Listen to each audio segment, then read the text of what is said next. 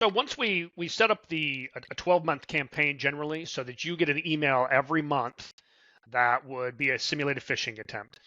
Now, what's nice about this is that we talk about, let's say a staff of 20 people. Not everybody's going to get that email on the same time or the date. So I want to randomize that. So you get it on, Monday, maybe I get it on Wednesday.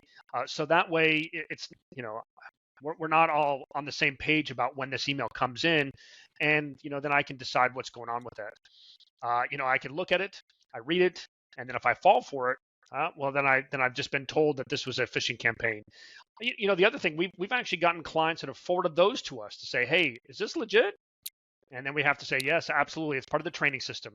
We're glad that you asked us. So it's a really good practice to have that you're just going through this on a routine basis because, everybody's busy and they have their own things going on that's very hectic in the business world all the time.